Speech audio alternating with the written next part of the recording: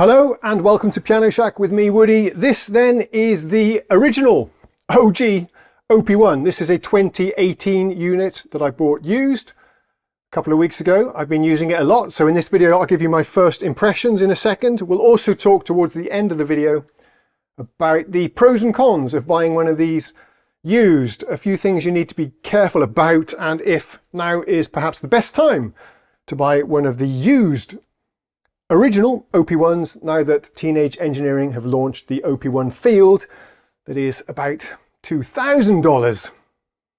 So yeah, I have got about 40 hours into this thing, plus about 40 hours of reading manuals and watching YouTube videos.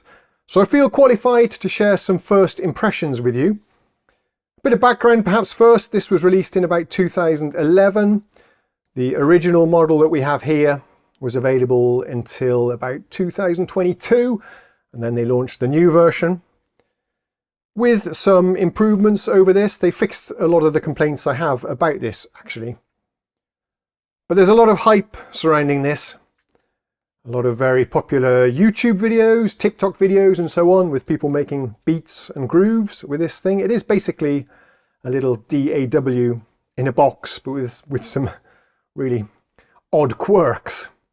So in a nutshell, you get about a dozen synthesizer engines, ranging from FM, wavetable, and all sorts of weird and wonderful things. In my opinion, they all sound quite lackluster and mediocre. They leave a lot to be desired. They have a cold, digital, thin sound. It is easy to tweak them, but in my experience, tweaking the presets, there are only about 100 presets as well, by the way, so not a huge choice and variety of sounds. You can tweak the sounds by messing around with these encoders as well, but in my experience, that just makes them sound even worse. You get all sorts of random, unexpected things when you're turning these. Perhaps sometimes you can stumble across a happy accident when you're tweaking the sounds, but I find it's a very, very small, narrow sweet spot when you're doing sound design with this. Each of the synth engines is also monophonic. You can, if you want, add, as in not stereo, you can, if you want, add a mono effect, just one effect. Things like delays, compressors, EQ, and a horrible sounding reverb effect, also in mono. So that, I think, is the worst thing about this. Everything else is pretty cool, so I'm glad we got the negative stuff out the way. These are just my opinions. Take them for what they are worth. But what I like about this, obviously the form factor, let's see if we can get a focus on that. The form factor is absolutely superb. It's not exactly pocketable, but you could certainly chuck this into your backpack, take it to school, take it to work and have a jam in your lunch break, for example. Take it with you to the mother-in-law's and have a jam on the sofa. Sounds a bit weird, but you know what I mean. So yeah, the quality is absolutely superb as well. This thing is heavy. It's a big, solid chunk of coated aluminium. The encoders and the keys, the buttons, all feel really nice. It runs on batteries. The battery time is absolutely phenomenal. When this was new, it would have about a 16-hour continuous operation time. It's even got a little speaker here and a microphone, which we'll talk about later when we get onto the sampling. So it is a beautifully designed and built, very desirable object. So credit to Teenage Engineering for that. It's absolutely gorgeous. Other things I really like, and this makes up for the lackluster sound engines, is the sampler on this is absolutely fantastic. You can sample a sound and then play it chromatically across the keyboard. You can sample from the microphone, which sounds really good, via line in, or you can connect this to the computer with USB and stream audio over to it as well and sample it. You can sample anything you have on your computer. You can also resample from the instrument itself. You can sort of internally sample what you're playing into a new sample as well. And those are actually really fun to use. Oh, the final thing, you can sample from the radio as well, which sounds a bit gimmicky, but I had a lot of fun. sampling a few musical and talky phrases from Swedish radio. The reception is really crap though, with or without an antenna. The sample engine is also used for the drum kits, which are absolutely fabulous. There's about 14 different kits on board that you can play around with, and a different sound on every key. They sound absolutely fantastic. Just like the synthesizer engine though, the sample engine is purely mono. You can't load stereo samples, and the effects are mono as well on each track. Let's talk a little bit about the tracks here. Let's get into the DAW side of the functionality. Before we move on to that, I just want to touch on a couple of other things to do with the design. We have rotary encoders here, which feel very high quality. The rumour is that these are apparently aviation grade rotary encoders. Can you see them there? Which I believe, they feel like it. They're actually ratcheted. They have notches, clicks as you turn them. But the weird thing is, the actual clicks don't seem to correspond to anything that you see on the screen. So if you're browsing presets, for example, you might need to turn the knob 5 or 6 clicks before it actually changes the preset, which is a bit weird. Then we have the screen. It's a lovely screen, actually, very crystal clear. Great contrast. I think it's an AMOLED technology, whatever that is. It looks absolutely superb. But I do have some gripes about the design of the user interface. I'm not sure what you can see there. I'll put some B-roll up. But for example, on the tape screen, you have a massive animation of the tape reels going. See if you can see that. Which is wasting about 80% of the screen. The actual really useful stuff, which is the tracks that you've recorded, are just taking up about a 10 pixel high area of the screen on the bottom there. I wish they'd have swapped that around. The important thing is to see what you've recorded, all the parts that you've laid down, but you can barely see that. Same thing actually applies for the sequencer. We have a little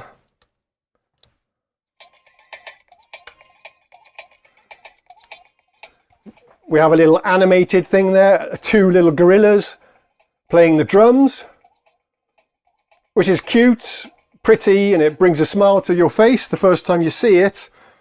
However, it's completely useless, and the actual important part of the display, which is this tiny little fingernail-sized part in the middle, shows you where you've actually programmed your steps in the step sequencer.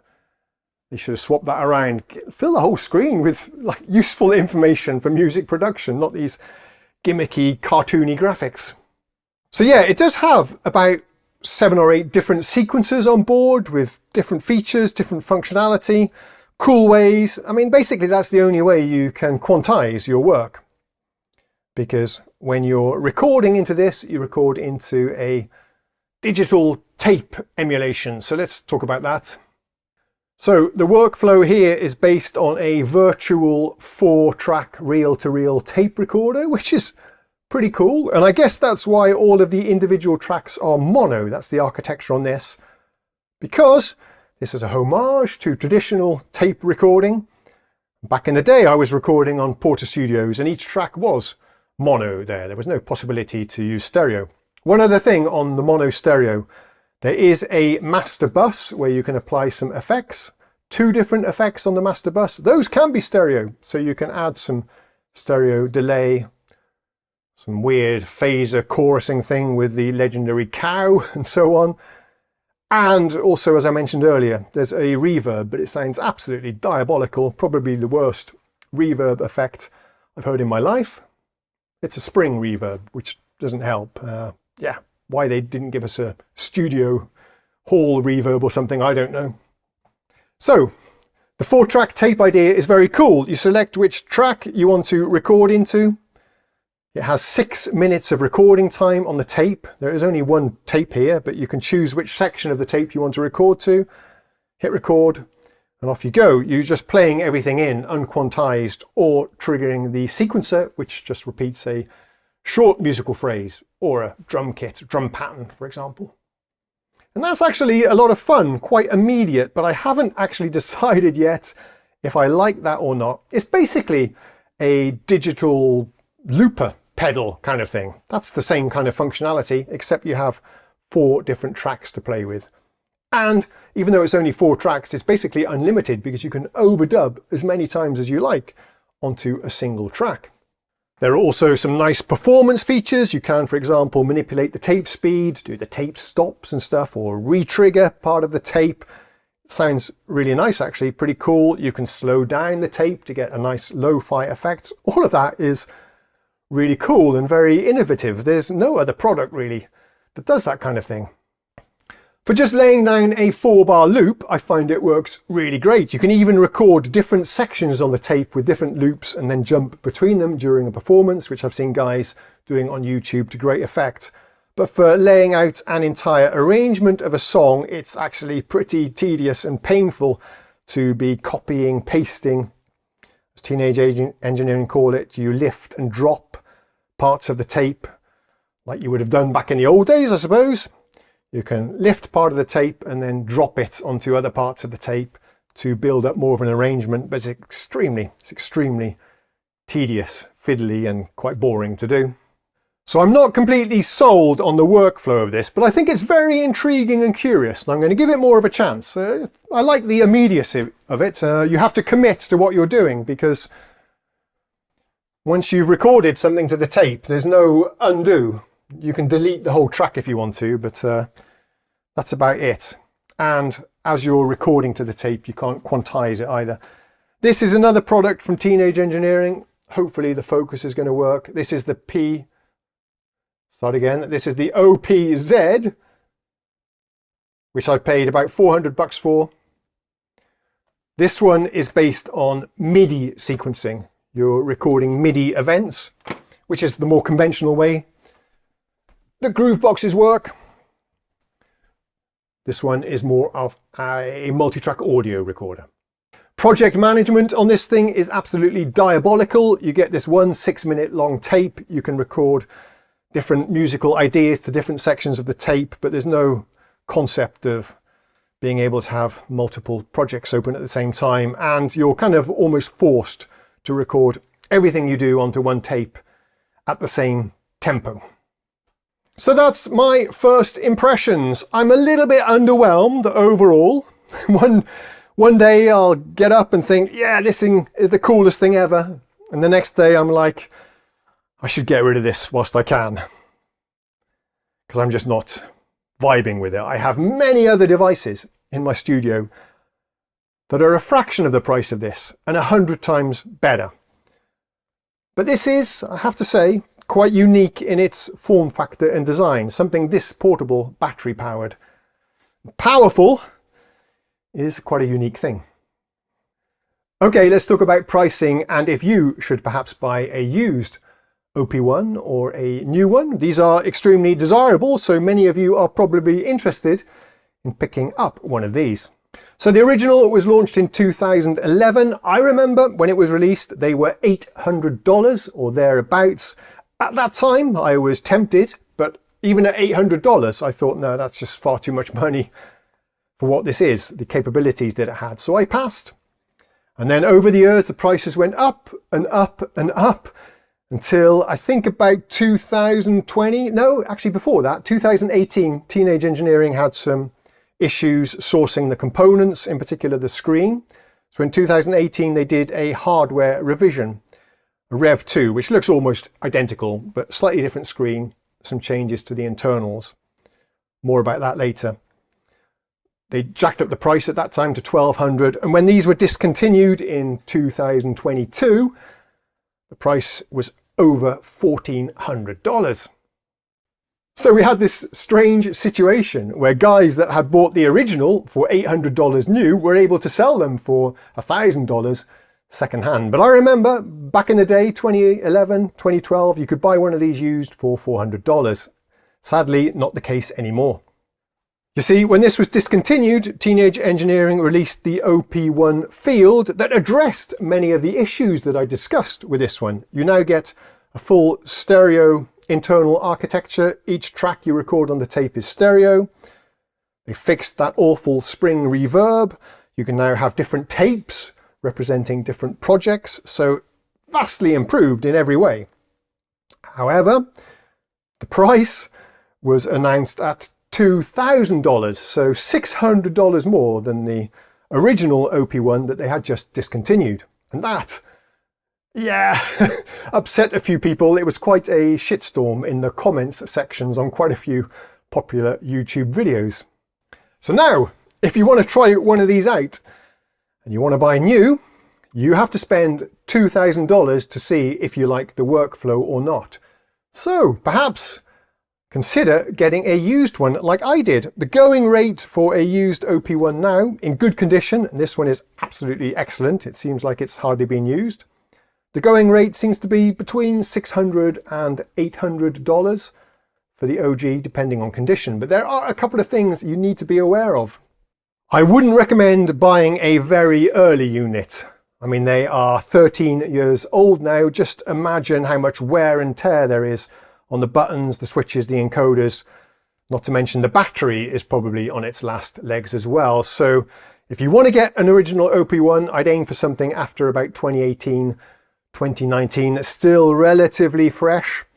And also look out for the Rev 2 model that are slightly more desirable. That's after Teenage Engineering fixed some of the hardware component availability issues that they were running into.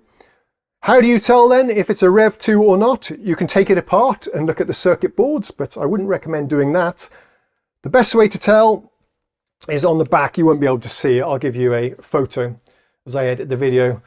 On the back there's a little CND ban the bomb peace symbol there. You only get that on the Rev 2s. I'm not sure if it's 100% reliable, but that's what you want to look out for. This one has that symbol, which I didn't even know about when I bought it. The other thing is you're also dropping still a significant chunk of change on one of these. If you buy one for 800 bucks, it's out of warranty, no guarantee. Spare parts availability is pretty much zero as far as I understand. And if you read the forums, there are a lot of reports about people having reliability issues with these. The motherboards break down, the encoders fail, crackly volume knobs, cold solder joints on the jacks. The list goes on and on. So at your own risk, you could lose everything if you buy one of these for 800 bucks. I still think though, if you're curious about just testing out the workflow to see if this is for you, perhaps you might want to get the Field in the future, but don't want to drop that kind of money on it. Or perhaps you can get one with the money back return policy. That's another way to check it out, I suppose. But for me, I thought it was quite a good move to buy one of these used, $700, so I can check it out, see if I like it, and perhaps in the future eventually buy a used OP-1 Field. That's the name of the new model. The OP-1 Field seems to be an absolutely fantastic device. And even though I feel slightly underwhelmed with this, there are dozens of fantastic musicians and producers on YouTube who have made great music with this. I can name a few. We've got True Cuckoo. Okay, quick battery change. Where was I? Yeah, some online resources you might want to check. You've got Cuckoo, True Cuckoo, of course, Andreas. You've got Jeremy, Red Means Recording, many others. I'll put them down in the description, or I'll put them on the screen. So yeah, make sure to check them out. Some fabulous resources. You can get inspired by the music that they're creating. And also they have fabulous tutorials and stuff as well, because this, don't underestimate, this is complex and hard to learn. I'm only just getting started. And although I mentioned I feel a little bit overwhelmed and I've underwhelmed, and I find myself wondering if this is overrated, overhyped and overpriced. That's where I am at the moment. I've seen many guys making great music with these, so it's probably a case of bad workmen blaming the tools. So yeah, that's it. I think that's all I wanted to say for now on that one. I will probably do some more videos in the future. I know this has just been a lot of talking for a long time. I was hoping to make this a short and sweet video, but it seems like I've been talking for ages, so much so that the batteries on the camera ran out. But anyway, stay tuned on the channel, please. Subscribe if you find this interesting and informative. If I don't sell this pretty soon, I'll make some nice videos with it. And really looking forward to checking out the OP-Z or the OP-Z as well. So keep an eye out for that. Thanks for watching. I'll see you next time. Cheerio.